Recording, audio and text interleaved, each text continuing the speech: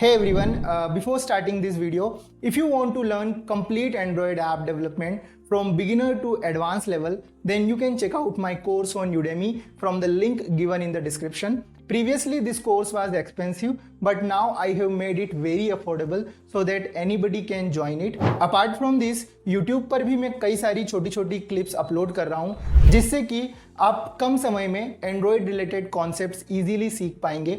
So definitely subscribe to this channel as well and let's start the video now. अब हम start करते हैं with operators. तो operator basically क्या होते हैं? ऑपरेटर बेसिकली आपके जो ऑपरेंड होते हैं उनको ऐड करने का काम करते हैं.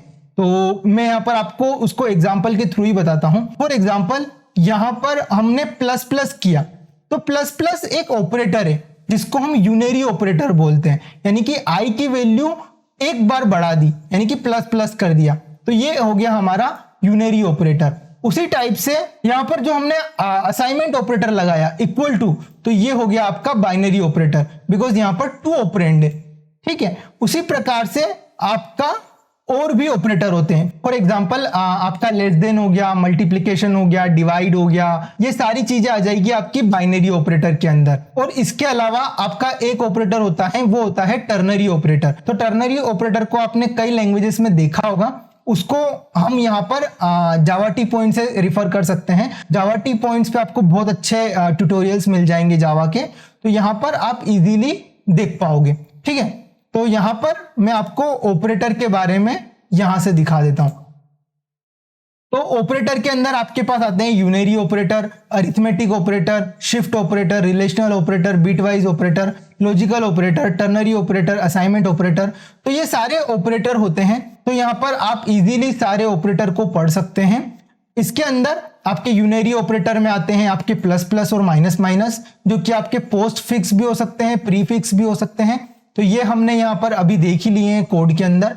अरिथमेटिक के अंदर आपके आते हैं प्लस, माइनस, मॉडुलस, ये सारी चीजें आती हैं. मॉडुलस आपका बेसिकली रिमाइंडर प्रोवाइड करता है, तो इसके बारे में भी आपने बेसिकली पढ़ा ही होगा प्रोग्रामिंग लैंग्वेजेस में. अगर आपने नहीं पढ़ा है तो आप यहां से रेफर करके इसको अच्छे से पढ़ सकते हैं.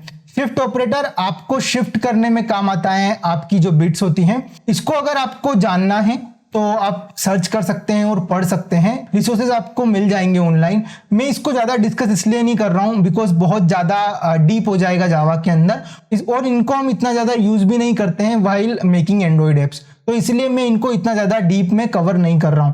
आप अपने नॉलेज के लिए इन सबको बहुत इजीली फाइंड आउट कर सकते हैं नेट पे. ठीक है, इसके अलावा आपके कंपैरिजन वाले जो ऑपरेटर हैं, जो कि आपको less than equal to, less than या फिर डबल इक्वल टू, जो कि आपको चेक करेगा कि ये इसके इक्वल है या नहीं, या फिर नॉट इक्वल टू, ये वाले ऑपरेटर हैं. इसके अलावा आपके बिटवाइज ऑपरेटर होते हैं. इसके अलावा आपके ये जो ऑपरेटर हैं ये आप बहुत ज्यादा यूज करने वाले हो, लाइक लॉजिकल एंड ऑपरेटर और लॉजिकल और ऑपरेटर.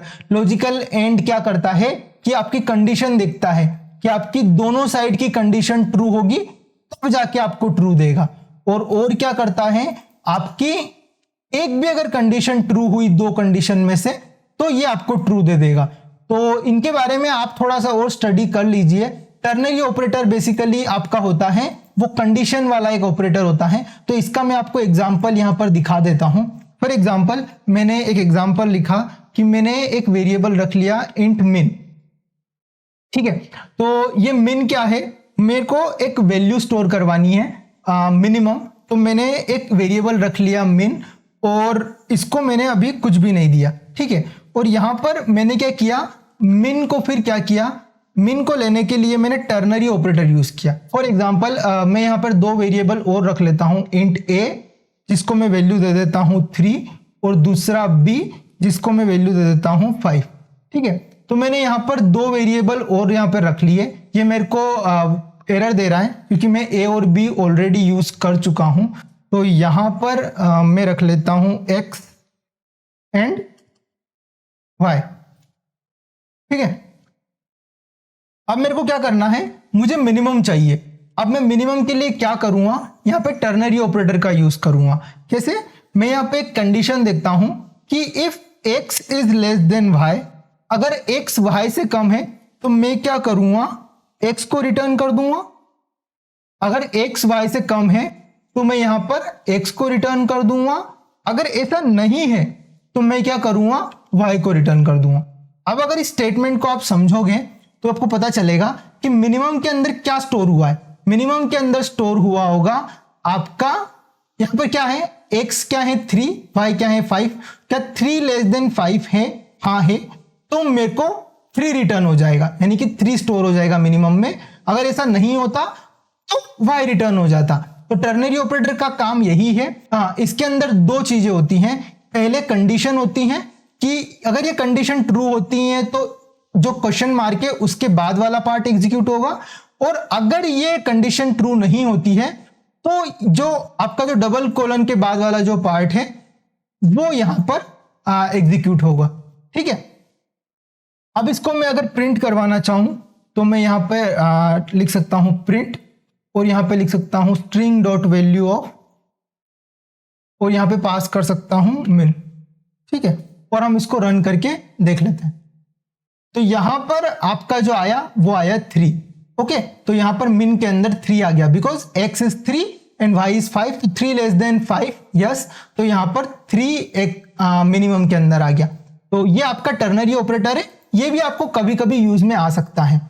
इसके अलावा जितने भी यहां पर ऑपरेटर है उसको आप यहां से गो थ्रू कर लीजिए, बिकॉज बहुत ही बेसिक के जो सारे ऑपरेटर हैं वो यहां पर अवेलेबल है, और आपने अभी तक कोई भी प्रोग्रामिंग लैंग्वेज सीखी होगी तो उसमें आपने इनको ऑलरेडी कवर किया ही होगा। I hope you like this video, and if you want more content like this then definitely check out other videos of my channel. So मिलते हैं नेक्स्ट वीडियो में, तब तक के लिए गुड बाय।